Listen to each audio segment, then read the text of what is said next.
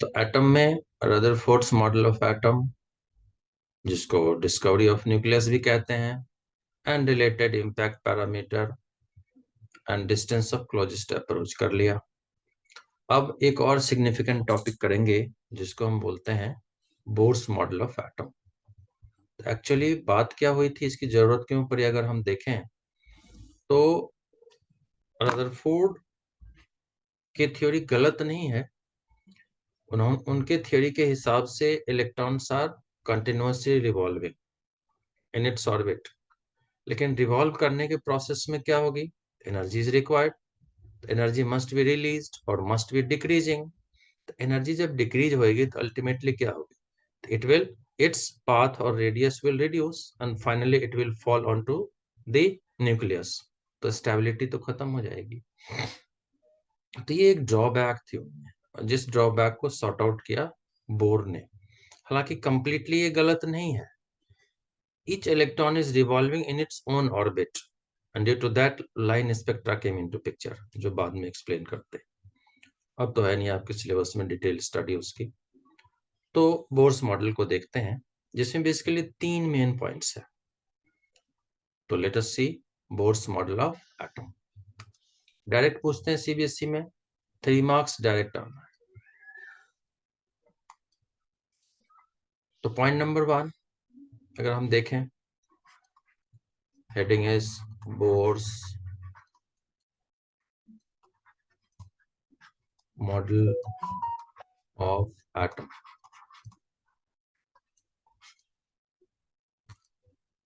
First point first, जिसको stationery orbit भी कहते हैं,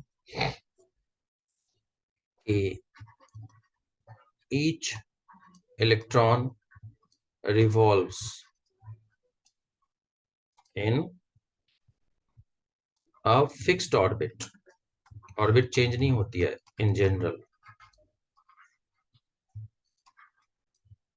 कॉन्टिन्यूअसली।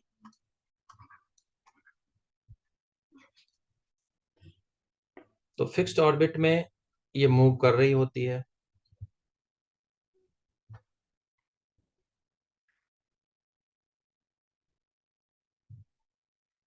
जिसमें हम जानते हैं कि सर्कुलर पाथ पे मूव करने के लिए जो सेंट्रीपिटल फोर्स होती है उसको बैलेंस करता है, तो force of attraction between the electron and the nucleus, तो वो उसको बैलेंस करता है। दस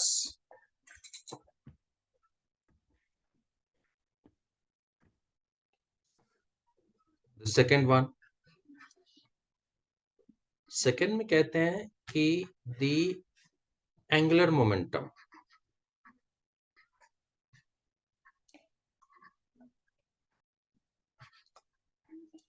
of electron, that is L, is mvr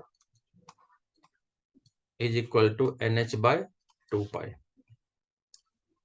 n को यहाँ पे प्रिंसिपल क्वांटम नंबर कहते हैं, n 1 2 3 हो सकती है, प्रिंसिपल क्वांटम नंबर। तो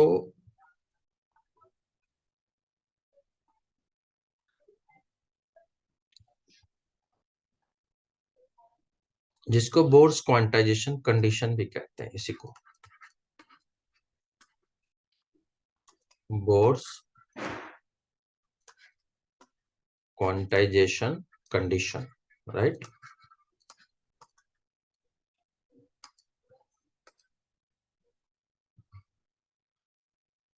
एंड देन थर्ड, तीसरी बातें बताइए कि when electron jumps from higher to lower energy states,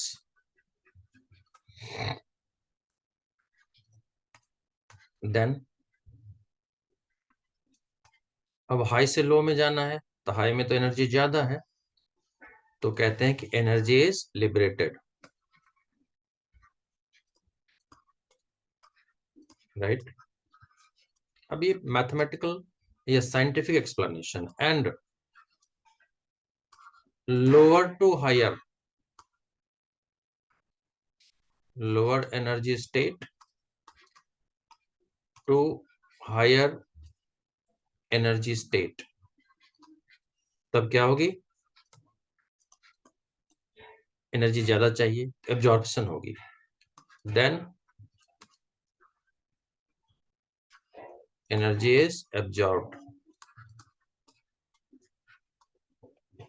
जिसको E is equal to h nu लिखते हैं फ्रीक्वेंसी के लिए, is equal to E initial minus E final भी बोलते हैं, जिसको बोर्ड्स फ्रीक्वेंसी कंडीशन बोलते हैं, बोर्ड्स फ्रीक्वेंसी कंडीशन, राइट। तो ये था बोर साहब का कुछ बेसिक 3 पॉइंट्स। इसको थोड़ा आगे बढ़ाते हैं, हाइड्रोजन स्पेक्ट्रम के केस में देखते हैं।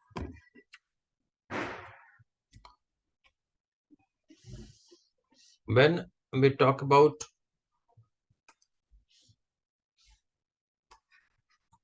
the Bohr's theory of hydrogen atom,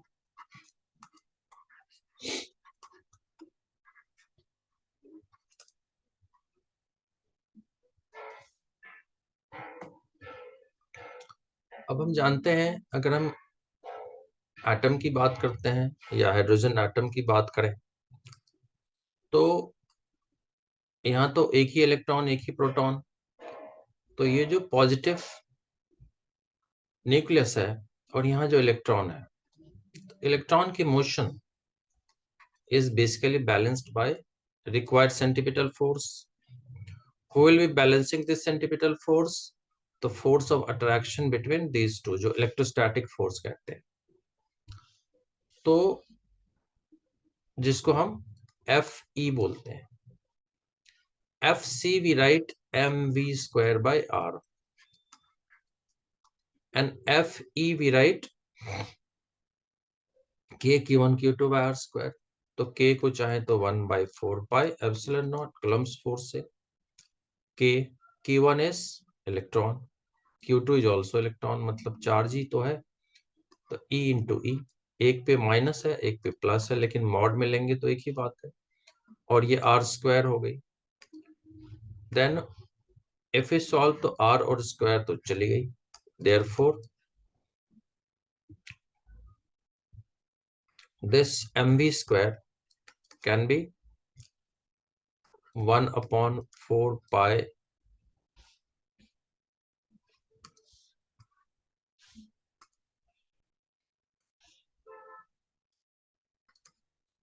epsilon naught E square upon R with minus sign, right.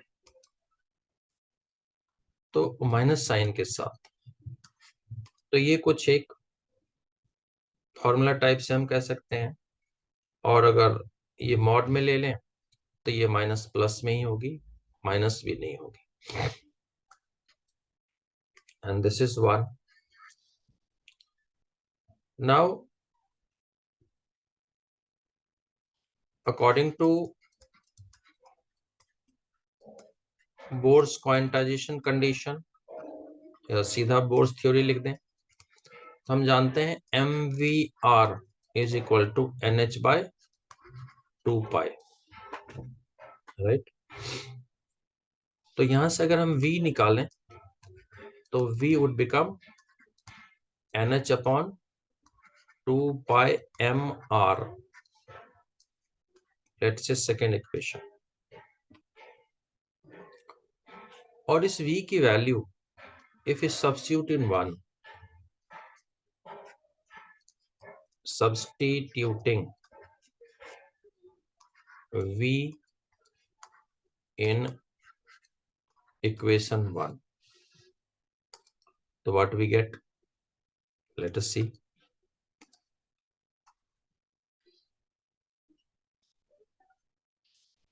तो this will become m तो है ही है as it is, और v के बदले nh upon 2 pi m r इनका होल स्क्वायर है, is equal to, इधर तो एज इट इज है, e square upon 4 pi epsilon naught r,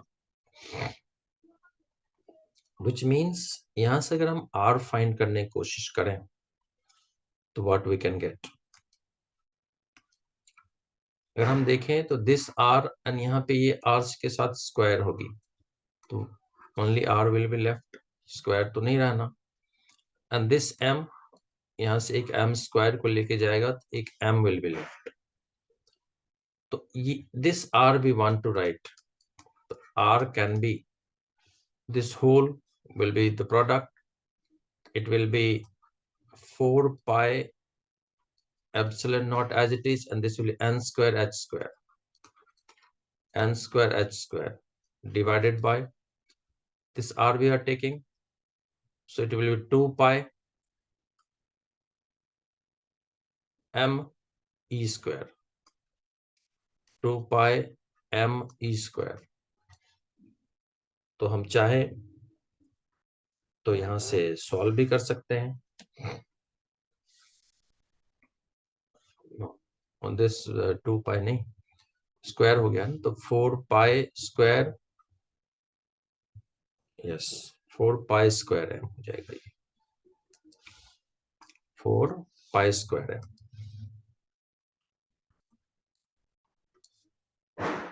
which means we can solve. So what we are left with, this 4 pi square will be cancelled, so we can write like this, 4 pi 4 and square gone, so we are left with n square h square epsilon naught divided by m pi e square. Let's say this is equation number 3rd. तो ये hydrogen spectrum की r radius के लिए हमारी ये equation बन गई, और इसको अगर हम सब्स्टिट्यूट कर दें इन द प्रीवियस वन, मतलब वेलोसिटी की जो फॉर्मूला है, then what we can get, substituting r in equation 2nd we get, यहाँ पे इस r के बदले डालना है, तो v is equal to NH तो भाई है, 2 पाई m का भी हम कुछ नहीं कर सकते, सिर्फ r को डालना है, इट्स इन डिनोमिनेटर, तो डिनोमिनेटर में यहाँ पे it will be n square h square epsilon naught, and this will go m pi e square,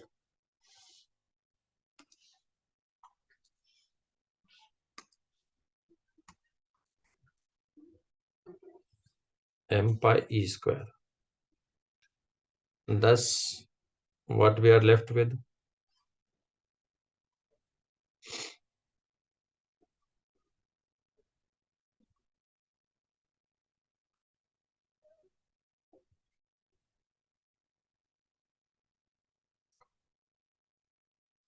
इसमें finally we can get like this m and m is cancelled, pi and pi is cancelled, n square gone, so we are left with e square h divided by 2 n square epsilon naught. This is fourth, right? नहीं, n से p square गया तो only n, only this n, which means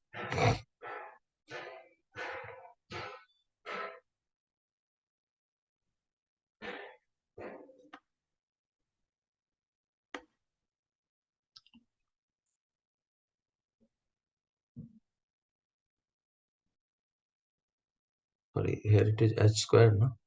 This h and square will also go, so h will be here, denominator, h will come here and this h will go,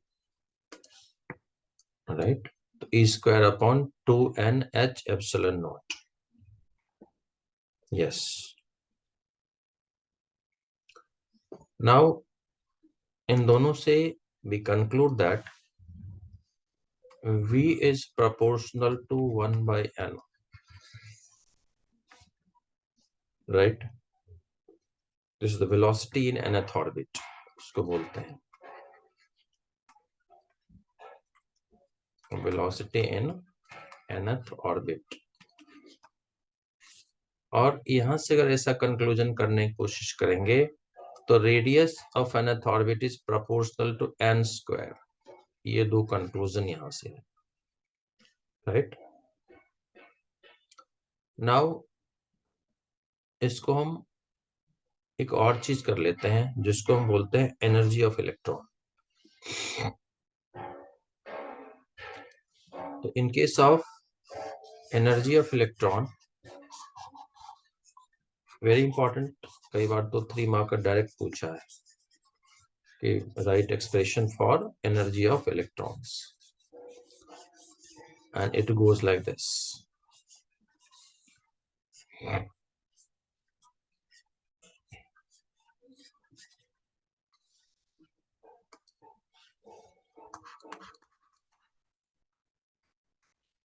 Energy of electrons. तो हम जानते हैं कि अगर kinetic energy की बात करें तो हाफ एम वी स्क्वायर, और यहाँ पे वी स्क्वायर की ये फॉर्मूला है, तो हाफ करना है तो हाफ से दोनों और मल्टीप्लाई कर दें तो we can write like this, E square upon 4 pi epsilon naught into 2r. तो ये एनर्जी हो गई. और अगर हम पोटेंशियल एनर्जी की बात करें यू ऑफ इलेक्ट्रॉन, तो that will be minus E square के Q1 Q2, तो 4 पाई एप्सिलॉन नॉट तो है ही है और ये r हो गई 2. तो E अगर हम टोटल चाहिए तो E के प्लस E जो कि पोटेंशियल एनर्जी है हमारी, इट विल बी, ये है 1/2 और ये है -1, तो दोनों को ऐड करना है.